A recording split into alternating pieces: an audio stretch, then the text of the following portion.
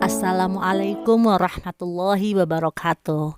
Apa kabar anak-anak? Selamat pagi. Pasti sudah mandi.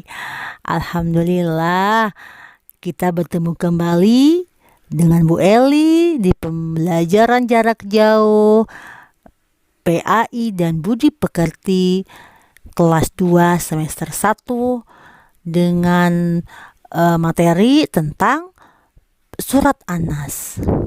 Sebelumnya di minggu kemarin kita sudah membahas tentang cara melafalkan dan cara membaca surat Anas. Kali ini kita akan membahas tentang pesan atau isi kandungan dari surat Anas. Tapi sebelum kita memulai materi, marilah kita membaca doa sebelum belajar. Bismillahirrahmanirrahim. Raditu billahi rabba wa bil islami dina wa bi Muhammadin nabiyya wa rasula. Rabbi zidni ilman warzuqni fahma. Birahmatika ya arhamar rahimin. Pada pelajaran sebelumnya kita sudah belajar tentang cara melafalkan dan membaca surat Anas. Kali ini kita akan mempelajari tentang makna atau pesan dari surat Anas. Surat Anas ini merupakan surat terakhir dari Al-Quran atau surat ke-114. Terdiri dari 6 ayat. Nah, surat Anas ini termasuk golongan surat Makkiyah karena diturunkan di kota Mekah. Anas sendiri artinya manusia. Sekarang mari kita perhatikan ayat per ayat surat Anas beserta artinya. Bismillahirrahmanirrahim. Qul a'udzu birabbin nas. Katakanlah aku berlindung kepada Tuhannya manusia.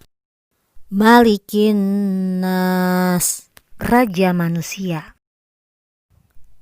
Ilahin nas, sembahan manusia. Min syarril waswasil khannas, dari bisikan setan yang bersembunyi. Alladzi yuwaswisu fi sudurin nas, yang membisikkan kejahatan ke dalam dada manusia.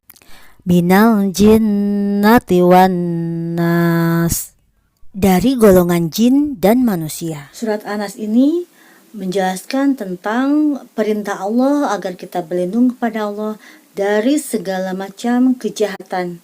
Kejahatan apa?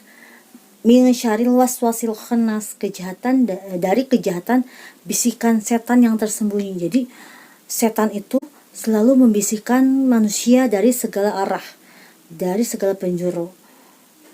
Baik ketika misalkan contohnya ketika kita sholat, kadang-kadang seringkali kita ya ketika sholat sering tidak fokus, tidak khusyuk.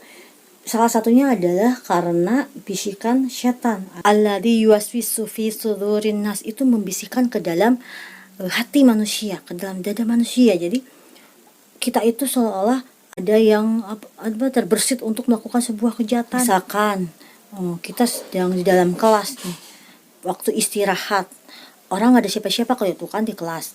Tiba-tiba kita ke dalam kelas, di kelas kita melihat ada tas, isinya ada dompet nih di tasnya ibu guru misalkan ya. Nah, di dalam hati setan itu kadang-kadang suka membisikkan, ayo ambil, gak ada siapa-siapa, gak ada yang melihat, ayo ambil. Nah, kalau misalkan kita mengikuti bisikan setan, berarti kita sudah membuat setan senang. Nah, bagaimana caranya supaya kita tidak mengikuti bisikan setan?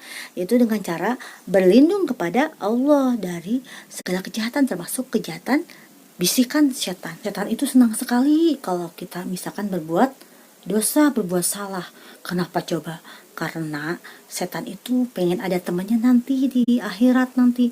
Karena apa? Setan itu kan nanti pulangnya, kembalinya ke neraka. Nah, dia ingin ada temannya, makanya setan selalu menggoda kita, membisikkan kepada kita untuk berbuat dosa. Ternyata menurut surat An-Nas ini ada 2 jenis kejahatan dari 2 golongan. Satu adalah dari jenis manusia, minal jinnati wanas, dari jenis jin yang ke-1. Yang kedua dari jenis manusia. Jadi setan itu kalau yang berbentuk gaib itu dari jin. Kalau misalkan ada bisik-bisik dalam hati tapi kita sendiri gak ada siapa-siapa, di hati ya ada yang bisik-bisik, di hati, telinga ini, di hati ada yang bisik-bisik. Kalau misalkan gitu ya, ayo kamu ambil aja gak ada siapa-siapa, kita dengan siapa-siapa sendiri, berarti bisikan dari jin. Bahkan gini ya, lagi istirahat tuh ya, kita lagi main sama teman, terus teman kita lagi main weh, terus ada temannya yang lain, terus sama temannya itu bisik-bisik ke temannya teh, terus itu tuh gelutan orang gelutan, ayo atau gini, ayo yang situ orang sepatunya orang kita umpetin, sepatunya kita alungkan. Nah itu teman yang menyuruh kita, teman yang membisik kita, teman yang mengajak kita untuk berbuat salah. Itulah setan yang berbentuk manusia. Makanya sebaiknya kita harus memilih teman yang mengajak kita kepada kebaikan, kebenaran, bukan malah mengajak kita kepada hal yang buruk. Nah, supaya kita tidak menjadi bagian dari setan, kita juga tidak dibisiki oleh setan, maka kita harus berlindung kepada Allah. Pinter. Lalu Ibu, bagaimana cara kita berlindung kepada Allah agar terhindar dari kejahatan jin dan manusia, kejahatan bisikan setan? Bagaimana caranya? Caranya 1, sering mendekatkan diri kepada Allah. Dengan cara apa? Dengan cara banyak-banyak berdoa, melaksanakan sholat, mengaji, pokoknya berbuat kebaikan. Selalu kan bacaan a'udzubillahi minasyaitonirrajim, aku berlindung dari godaan setan yang terkutuk.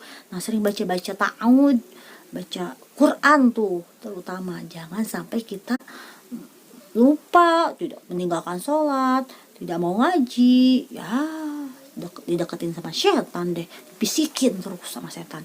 Gak mau kan? Gak mau jadi teman setan kan? Nah, mulai sekarang banyak-banyak mendekatkan diri kepada Allah.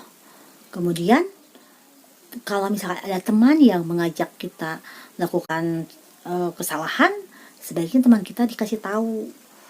Jangan sampai malah kita yang mengikuti ajakan teman. Alhamdulillah, materi tentang surat An-Nas Ibu cukupkan sampai di sini. Insya Allah pada pertemuan berikutnya kita akan bahas materi yang lain. Semoga apa yang Ibu sampaikan kalian bisa memahami, kalian bisa mengamalkan, dan tetap semangat belajar. Billahi taufiq wal hidayah. Wassalamualaikum warahmatullahi wabarakatuh.